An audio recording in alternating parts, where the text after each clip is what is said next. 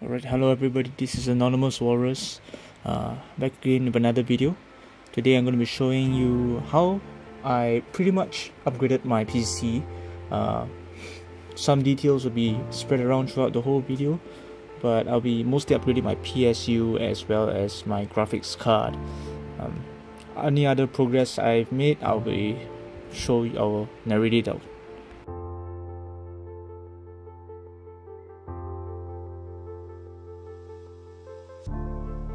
This video is going to be a pretty chill video as well.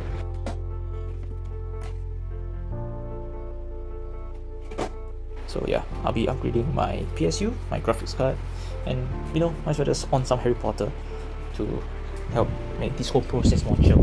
So yeah, this is Anonymous Walrus with my upgrade guide. I got a 2060 from a local seller for 125 at SGD. So if you do the conversion, it's around 120, 130 SGD. So that was very lucky of me. It's just showing off what the 2060 looked like. This is a Galax, the one-click OC version of the 2060, and I decided to choose a 2060 because the preview came with a 1050 Ti. In terms of gaming, in terms of dual monitor setups, the 1050 Ti was chugging. Okay, it was chugging along. It wasn't the best at doing that. I wanted something more beefier, something more stronger, something that can last me the whole long while. And the top bottom portion of the motherboard, the top left, yeah, there were like a 4-pin connector, as well as that 20+ pin connector to the motherboard as well. So I had to cable manage them, take them out, make it easier for me to remove the previous PSU, which was a 400 watt 80+ bronze PSU. I had to remove the brackets, which was like the screws had it was secured to screws at the bottom of the page of the unit, the computer, as well as the top bracket that secured the top of the PSU. So that was a bitch and a half to do because I did not remove that first. So yeah, and as you can see from the other side, it was a very long time since I upgraded this PC. So yeah, this is just me showing how I removed the whole thing. So this long section of this video, I'll be just going through how I got to this point, some closing thoughts on the year, as well as some key things. When I see anything to note of in the video, I'll be voicing it out. I will be recording audio of this is just me recording audio for this video. So yeah, I'll try to be as chill as possible, so as to make this a totally chill video for the year than my usual upbeat, excitable voice. So if you want to chill, just chill. Alright, if you want to mute the whole video or turn it softer,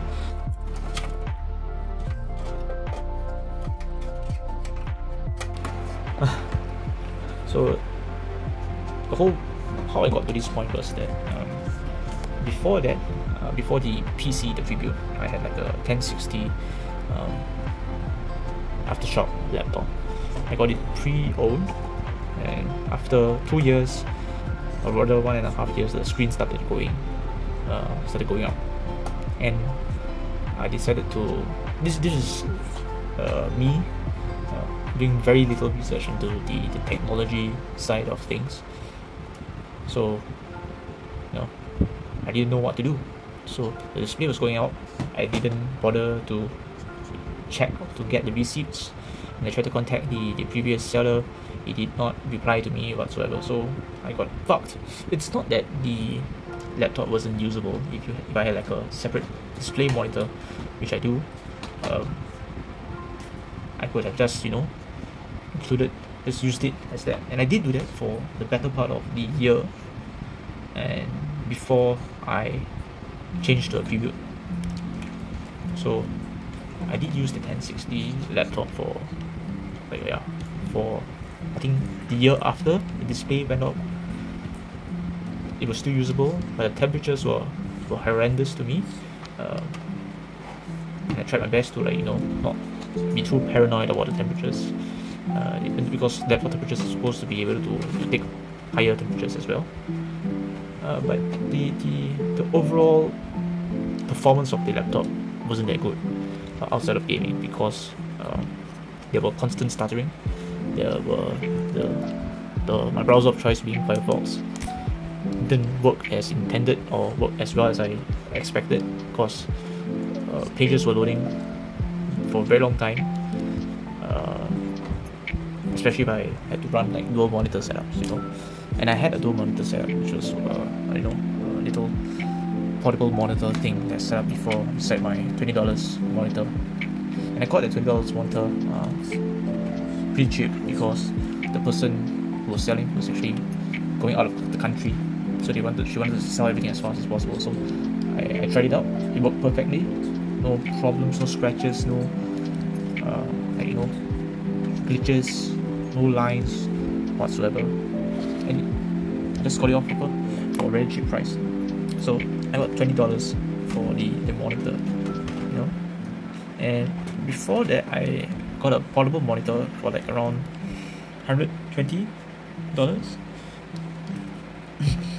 But I'm planning to sell that off for me, because I've changed it to a cheaper alternative, which I will go into part 2. Okay, so I will tell you first, this is me just aligning where the holes for the screws are. So back to the video, just do take note that if you are planning to upgrade your PSU, take note where the screw holes are at, because if you don't and you screw it to the wrong hole, as you can see from the multiple holes they're supposed to vent out air, if you don't screw into the correct hole, you'll be left with an unsecure PSU. And what that happens is, when you're moving around your computer, if you're testing it, if you're trying to test bench it, or if you're trying to like find a suitable location for your computer, which I had to, because there were like problems with my leg space, there's a high chance of your PSU coming loose and just screwing with everything in your motherboard, breaking pieces, and the like. So just do take note of that. So back to the story. So I had like this very janky setup of like a portable monitor on the side that I tightened, or like tightened with magnets, with like a stand at the bottom for support, and a 1980 by 1080 monitor, which had like a max of 60Hz. So it was sufficeable at the time. There was just me having copium, and I wanted something better, I wanted something faster, I wanted something more reliable. So that's when I turned my attention to a computer, and I've been looking at a lot of Linus Tech Tip videos as well as a lot of Oz Talks hardware videos, which gave me this idea of upgrading a prebuild. So prebuild, if y'all may or may not know, it's just it comes from multiple different OEMs. Like, so for example, Lenovo, Asus, HP, Acer, Dell, and Dell has like a lot of budget builder fans, because they have like this line of products called the Optiplex, which a lot of people find very easy to upgrade, But most of the upgrades that I see in the Optiplex are like CPUs that are of like they are lower than 8th gen. Okay, and the reason why I mentioned that is because I wanted 8th gen and above, because it allows me, it's a gateway for me to upgrade to Windows 11. This is just me right now going through how I'm going to be routing the cables in. So the middle of the case, it was like a very long hole for route all the supply cables, the storage cables, or the main motherboard cables, or storage cables, or the GPU cables. So that connected piece that I was showing just now, that was a 20 to 24 pin, 24 pin connection. Yeah, so I will show you where that is supposed to go later on in the video.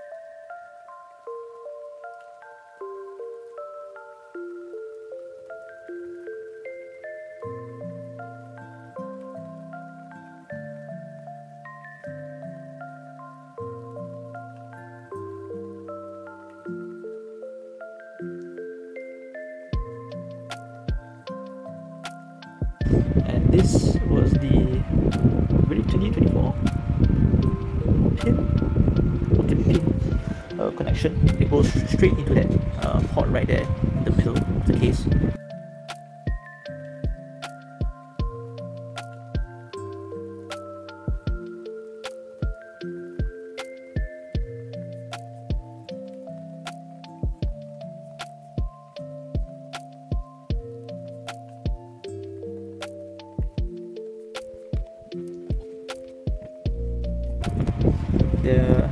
The rest of the cables, they actually connect power to so for this 8 pin, it connects power to the GPU.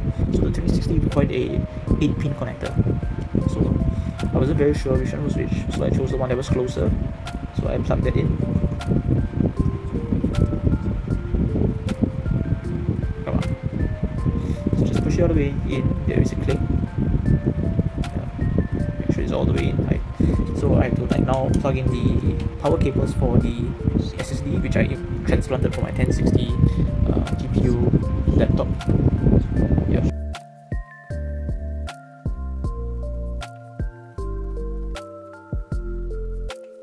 As well as I also needed to plug in power to the storage, hard disk drive storage. Yeah.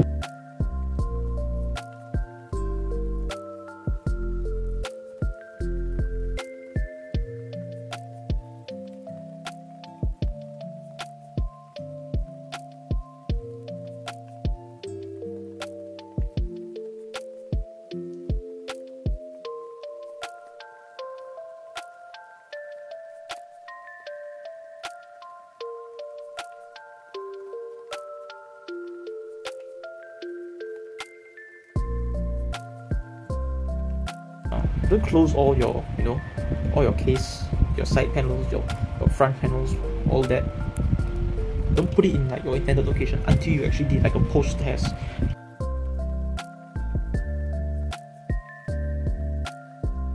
And I had like a problem with that HDMI cable because it was too thick. The connector piece was too thick.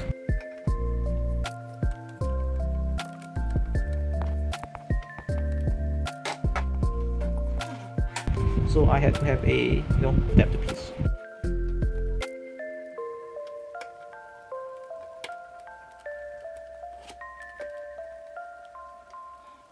And try turning it on, see if it posts. It's gonna be a while because, like I said, my OS is stored in a hard disk drive, and in today's technological climate, oh, you see it posts. Thank God. So today's technological climate, hard disk to storage isn't that good. It leads to like really bad boot time. So part 2, I will be going through what I'll be doing to combat that. So see, and I do have to say that the boot time was about 2 to 3 minutes, because when you are changing new components, new GPUs, they'll be trying to find any drivers that you may or may not have. Yeah. This is just me checking if the fans are working. The PSU is working, the PSU fans are working, everything.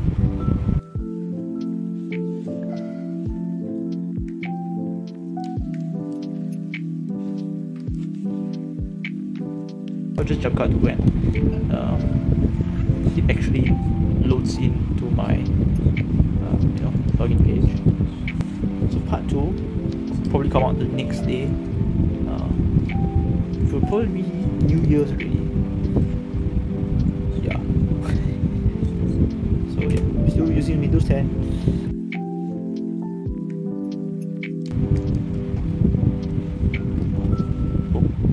It's going to be taking a very long time. So see you in part 2, where I'll be showing you the more substantial upgrades that for quality of life. Like and subscribe. Thanks for watching. Just enjoy the rest of the day. Happy New Year's Eve.